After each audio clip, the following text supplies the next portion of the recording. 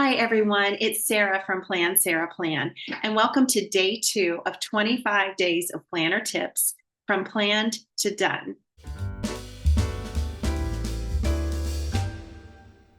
Before we get started, I want to thank Tamara, the paper and pen girl, for kicking this off and hosting the entire collab. If you didn't see yesterday, day 1, go over to Tamara's channel and watch her tip. So now let's get started with my tip, which is use deadlines to your advantage. I don't know about you, but for me, I'm sort of conditioned to think of deadlines as a negative thing. There's the tax deadline. There are registration deadlines. There are simple deadlines, just like when bills are due or when a store closes. But I want us to flip this idea around. And instead of thinking of deadlines as external things, which they are, let's turn deadlines into something that works in our favor, something that will help us to go from planned to done, and maybe even be fun from time to time. I'm going to talk to you about 4 different types of deadlines: calendar deadlines, clock deadlines, timer deadlines, and keep moving deadlines. First, let's talk about calendar deadlines and how you can use those to your advantage. You have goals that are important to you. Nobody is going to make you reach those goals. Nobody is going to enforce a deadline on you. It's up to us to give ourselves our own deadlines. So I will give you an example of something I've done since July to motivate myself and help myself reach goals that are important to me. It was very important to me as a piano teacher and as a pianist to spend more time practicing the piano and learning new music. So I gave myself a deadline. And it's sort of a game, it's sort of a challenge, but it does the job. So my challenge, my deadline is this.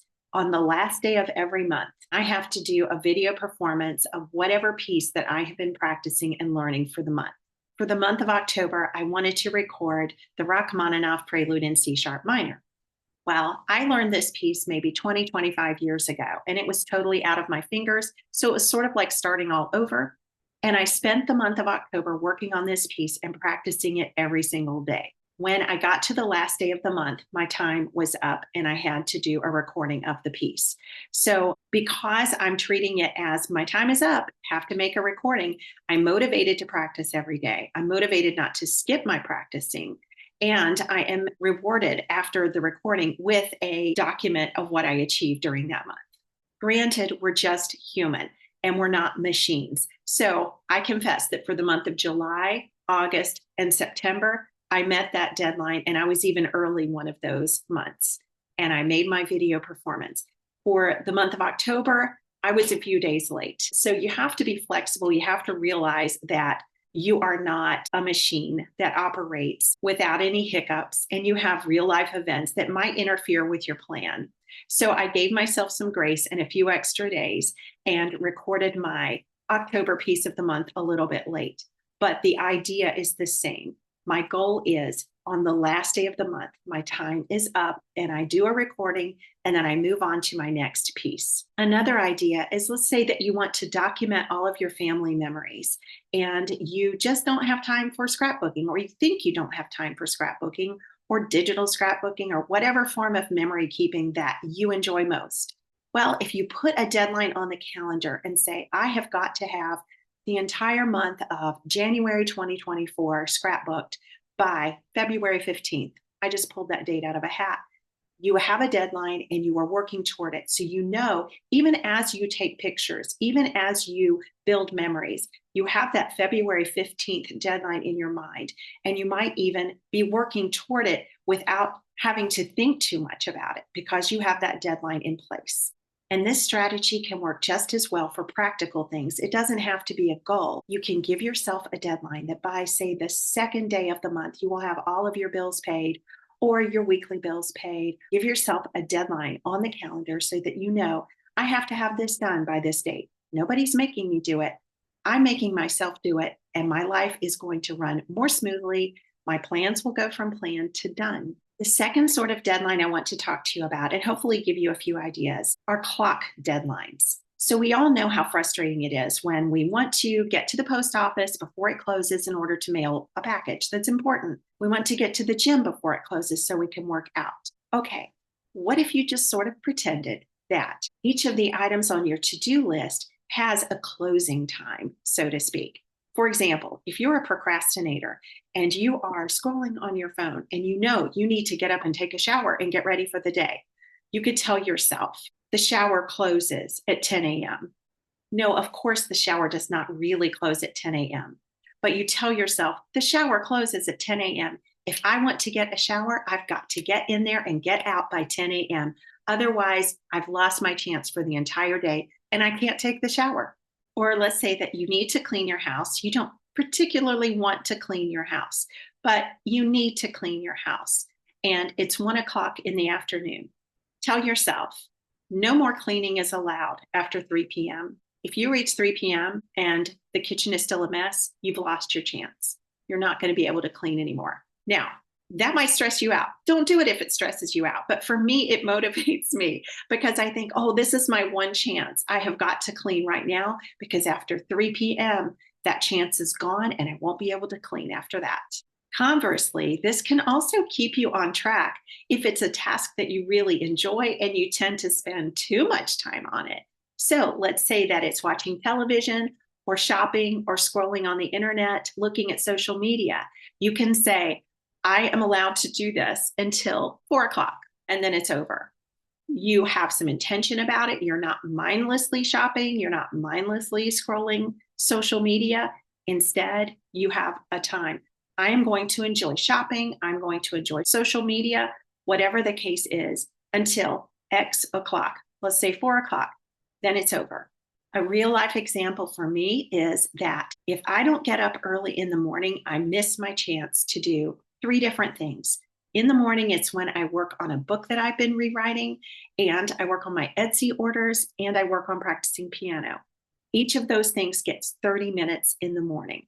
If I oversleep, if I turn off the alarm clock, if I just decide that, oh, I don't want to get up today, I miss my opportunity to work on those 3 things.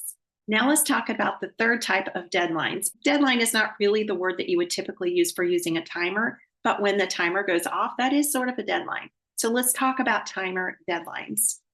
Are there things that you really hate to do?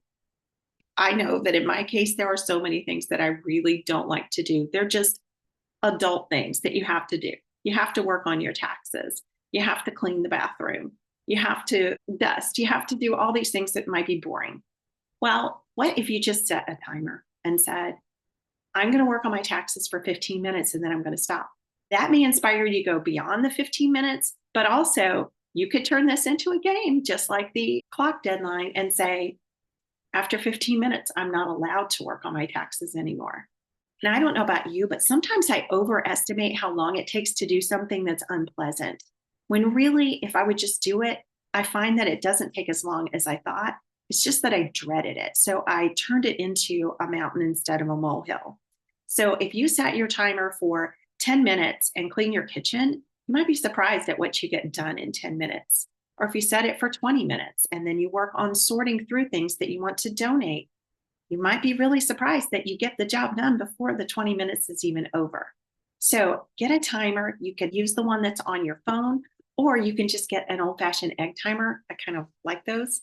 And set a timer for any unpleasant task that you really dread doing, and just get yourself to do it for 5 minutes, maybe just 1 minute if you really can't get started, but use a timer and stop when that timer goes off. And I know you might be asking yourself, well, what good is it if I only work on something for 1 minute or 5 minutes? Well, consistency is the key. If you're doing this every day or at regular intervals, all of those 1 minute and 5 minute intervals are really going to add up into something big over time. The key is consistency. Do it every day or do it often. Now let's talk about the last sort of deadline, the keep moving deadline. So I am a list person. I always do brain dumps, especially when I'm stressed out because I know that I have a lot to do. I make big lists and I try to order the things on my list in a way that is logical and that I might have enough energy to complete. But sometimes I get going and then I get distracted, or I get going and then I start to get a little bit sluggish and unmotivated. And it's just like, oh, when am I going to be finished with this list?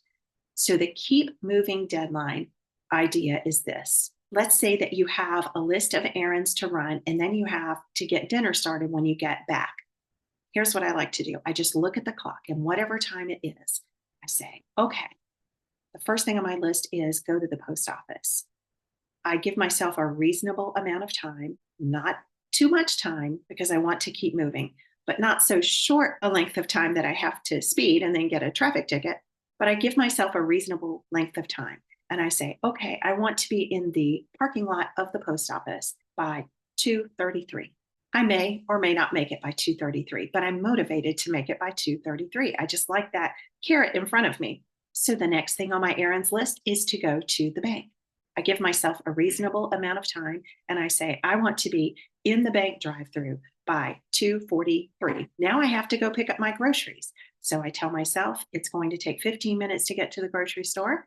I am going to be there by 3:01. And there happens to be a Starbucks in that parking lot. And I want to be in the Starbucks drive through by 3:08. After I pull out of Starbucks and I have my pumpkin spice latte, I might tell myself, I want to be in my driveway unloading groceries by 3:17. I want to have all of the groceries put away by 3:23. I want to have the oven preheating by 3:26. And I want to have the onion that I need for my recipe chopped by 3:35. You get the idea.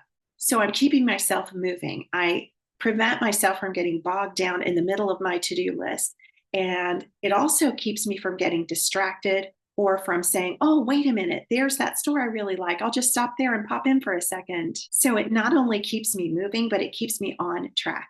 And it assists me in getting my plans from plan to done. I'm sure this may seem silly to some people, but it truly motivates me. So I know there's somebody out there who could also use it to motivate them. I'm sort of a child at heart, and I like to encourage people not to underestimate the power of gamifying things or turning things into imaginary challenges.